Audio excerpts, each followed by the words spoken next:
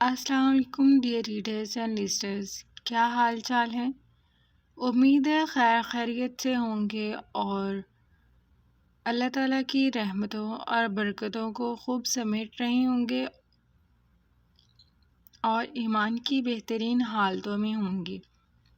تو جی میں لائی ہوں آپ کے لیے ہمارے سلسلہ ناول وہی کمار سا کی قسط نمبر 15، جس کے لکھاری ہما قریشی ہیں۔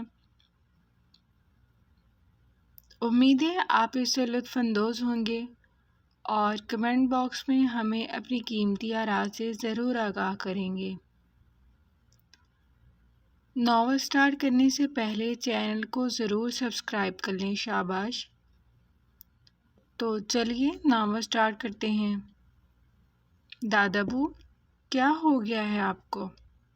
بھلا سب کچھ اتنی جلد بازی میں کرنے کی کیا ضرورت پیش آ گئی؟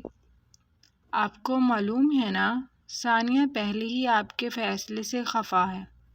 شارق ان کا نیا حکم سنتا بکھلا گیا تھا۔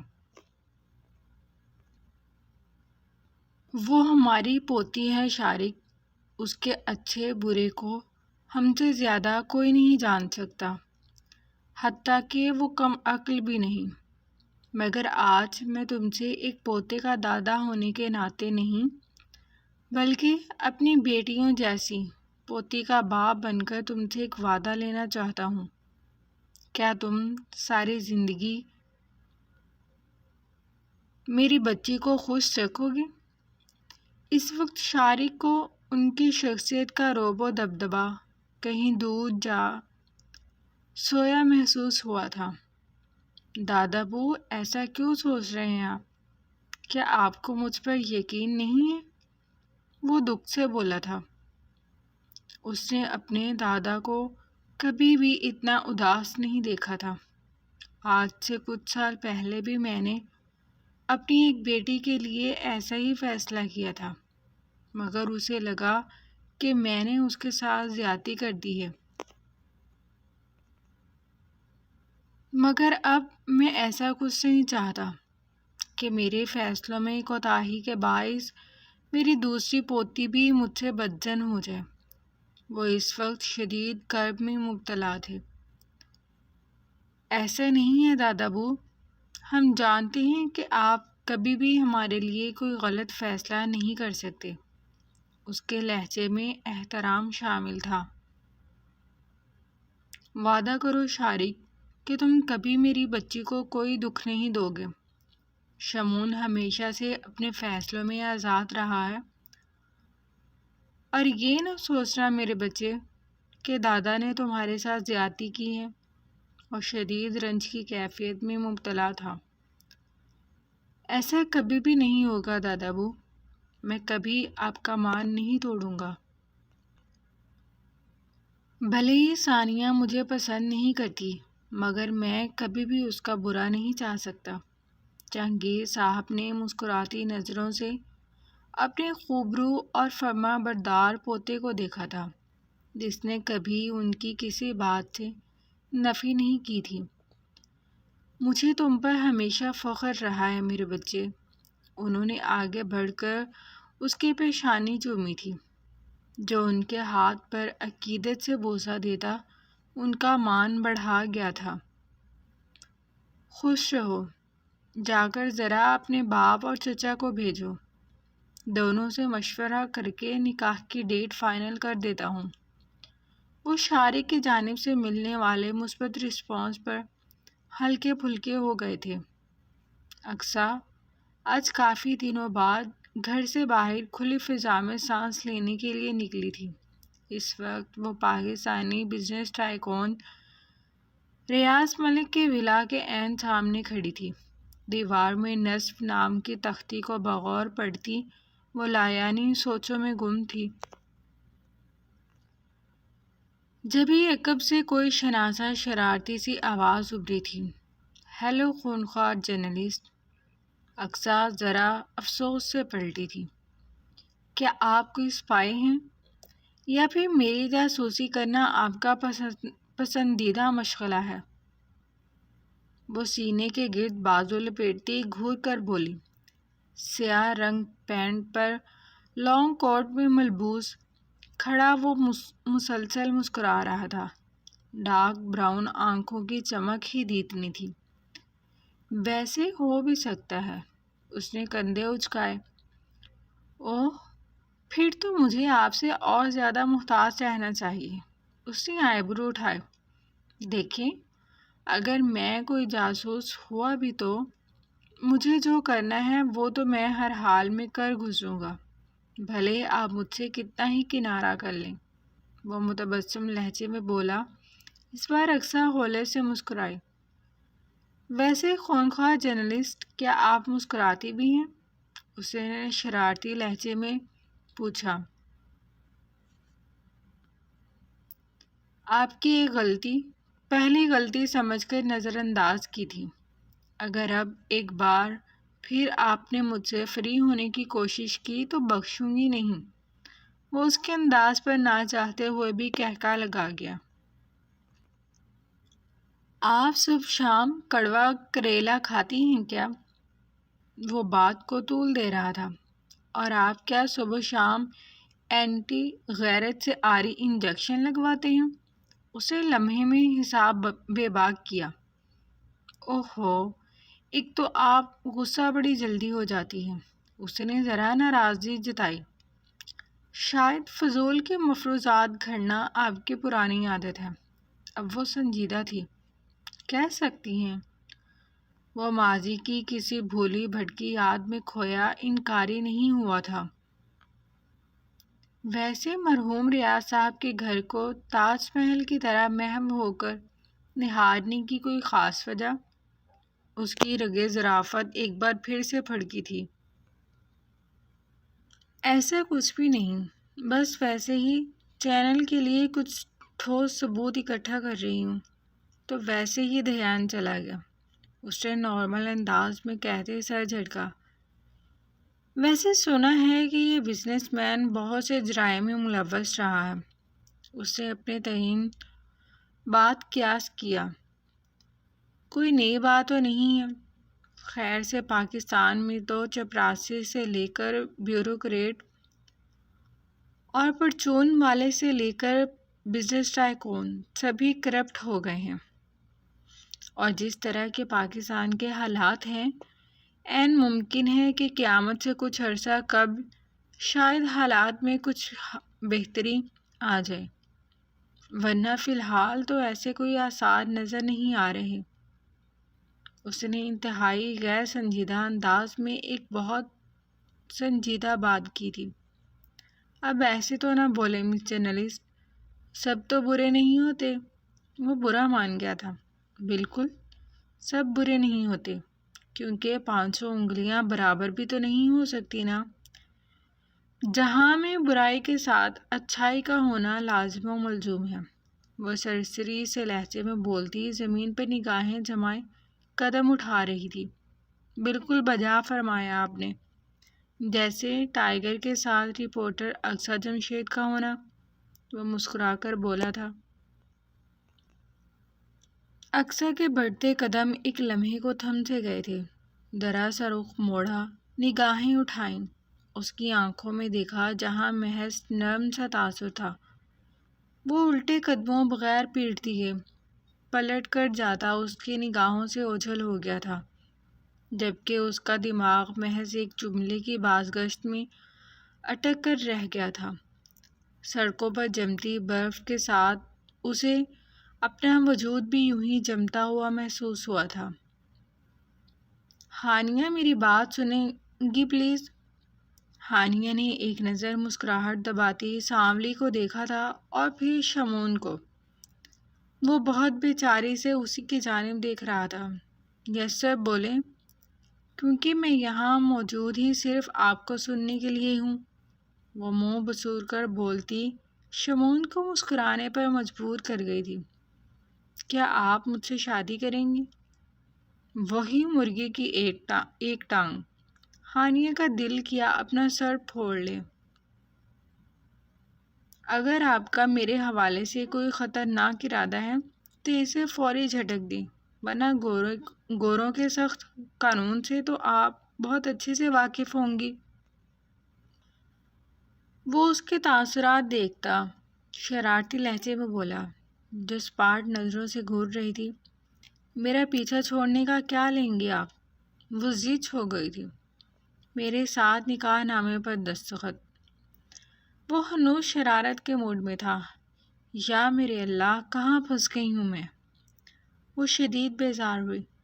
ویسے کل ویلنٹائنس ڈے ہے، کیا میرے ساتھ ڈیٹ پر جانا پسند کریں گی؟ اس کی پیشکش پر ہانیہ کی تیوری چڑھ گئی تھی۔ میں آپ کے ساتھ جہنم میں جانا پسند کروں گی۔ کیوں؟ چلیں گے میرے ساتھ؟ وہ دانت کچکچا کر بولی تھی۔ اوہ تھینک گاڈ، آپ مان گئی۔ میں بھی تو یہی کہہ رہا تھا کہ ہم شادی کے بعد پاکستان چلیں گے۔ ہانیہ نے ہونکوں کی طرح منہ کھول کر اس خرافاتی شخص کو گھورا تھا۔ وہ جہنم نہیں، میرا ہوم کنٹری ہے۔ زبان سنبھال کر بات کریں۔ اسے سر پر لگی تھی اور تروے پر جا کر بجھی تھی۔ اوہ اچھا اچھا، تو آپ کے لیے پاکستان فن فیری لینڈ ہے، رائٹ؟ تو پھر کوئی ایشو نہیں، ہم وہاں بھی جا سکتے ہیں۔ وہ لبوں کا کونا دانتوں تلے دبائے شرارت سے بولا تھا۔ مسٹر شمون، میں اس وقت اپنی جاب پر ہوں، کیا ہم شام میں بیٹھ کر بات کر سکتے ہیں؟ اس نے رسانیت سے کہا۔ مقابل کی آنکھیں چمک اٹھی تھیں۔ بالکل جناب، کیوں نہیں؟ میں شو اسٹور کے باہر آپ کا انتظار کروں گا۔ وہ مسکراہٹ پاس کرتا جا چکا تھا، جبکہ اب وہ پوری طرح سر جھٹکتی اپنے کام میں مشغول ہو گئی تھی۔ یہ کیا کہہ رہے ہو تم؟ وہ اپنے شوہر کے منہ سے اس قدر غیر متوقع بات سن کر حیران رہ گئی تھی۔ کیوں؟ کچھ غلط کہہ رہا ہوں کیا؟ وہ ٹائی کی نوٹ ڈھیلی کرتا سردگی سے بولا۔ نہیں، مگر تمہارا باس چاہتا کیا ہے؟ کیا وہ اسے نکاح کرنا چاہتا ہے؟ وہ آئیبرو اٹھائے سوالیہ بولی۔ ایسے لوگ نکاح نہیں کرتے۔ وہ اس سے ہنسائیہ مسکرایا۔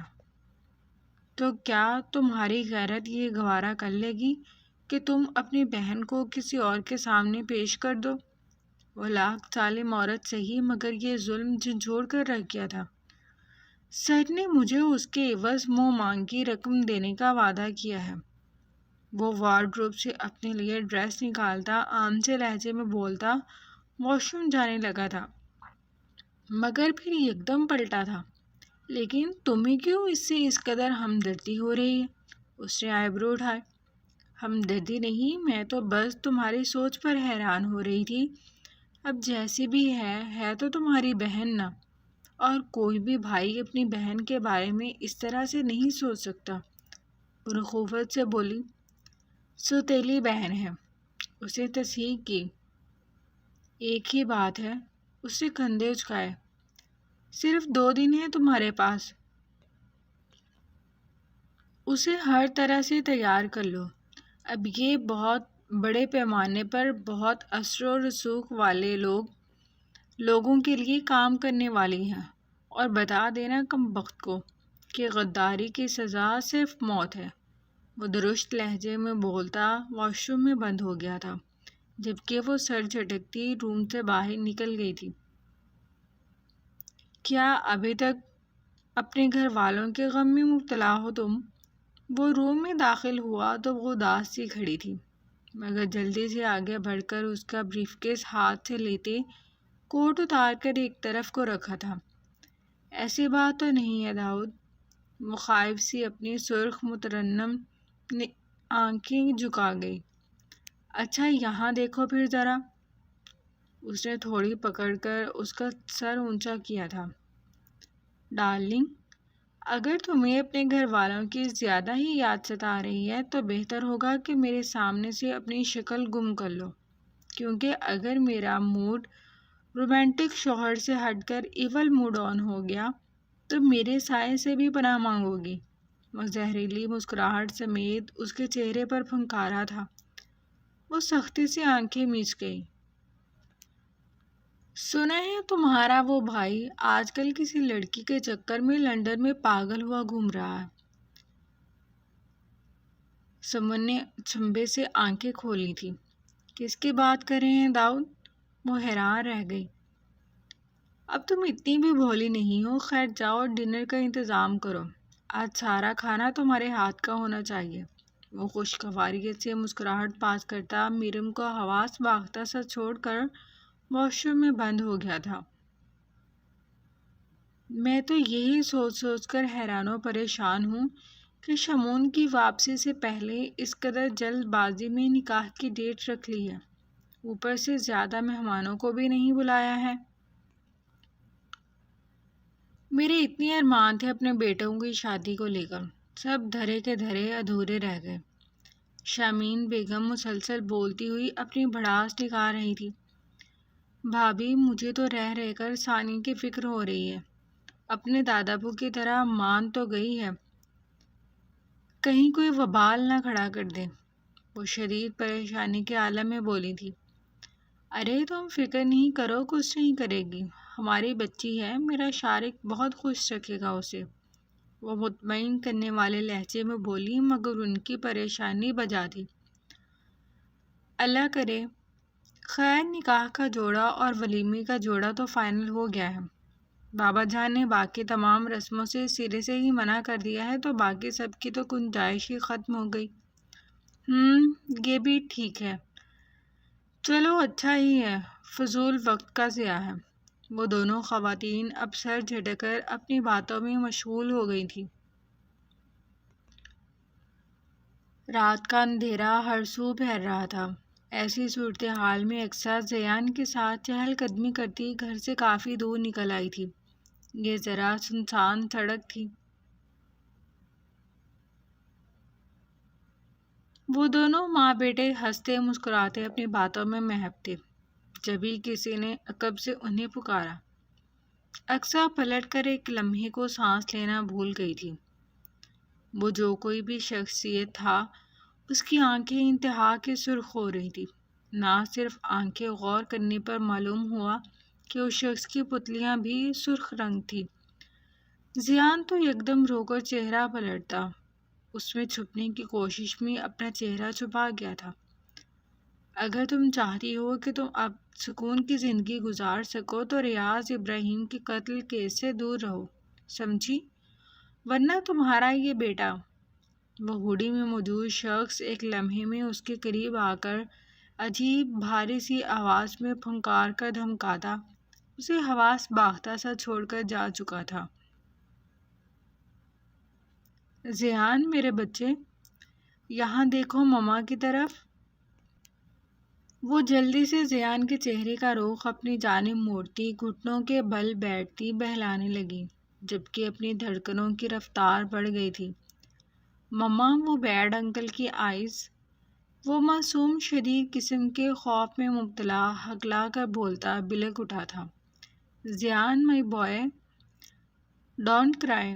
وہ انکل صرف ہمارے ساتھ پرینک کر رہے تھے، بٹ زیان تو بریو بوائے ہے نا۔ محبت سے اس کے آنسو خشک کرتی وہ مشکل اپنا آپ سنبھال پائی تھی۔ مگر انہوں نے آپ کو کیوں ڈرایا؟ وہ اپنی ماں کا رویہ بھولا نہیں تھا، تاکہ زیان اپنی مما کو پروٹیکٹ کرنا سیکھ جائے، بٹ زیان تو خود ہی رونے لگا۔ کتنی غلط بات ہے نا؟ وہ بہلانے کی غرض سے بولی۔ نو مما، زیان بریو بوائے ہے اور اپنی مما کو اسپائڈر کی طرح پروٹیکٹ بھی کرے گا۔ وہ اپنی بڑی بڑی آنکھیں خشک کرتا تیزی سے بولا تھا۔ اکثر نے اس کے بہل جانے پر ایک سرد آہ خارج کی تھی۔ ویسے زیان کو سیف بابا کی یاد آ رہی ہے؟ وہ ویسے ہی پوچھ بیٹھی تھی۔ یس، اور اسکول کی بھی مما، وہ جھٹ بولا۔ اچھا زیان، یہاں سے جلدی سے چلو، میرا چندہ دیکھو ٹھنڈ کتنی ہو رہی ہے نا۔ وہ زیان کی خاطر اپنے تاثرات نارمل کرتی اب تیز قدموں سے گھر کی جانب گامزن تھی۔ جاری ہے۔ جی تو ڈیئر ریڈرز اینڈ لسنرز، کیسی لگی آپ کو آج کی قسط؟ امید ہے آپ اس سے لطف اندوز ہوئے ہوں گے۔ تو ملتے ہیں نئی قسط کے ساتھ، تب تک کے لیے ویڈیو کو لائک کیجیے اور کمنٹ باکس میں اپنی قیمتی آراء کا اظہار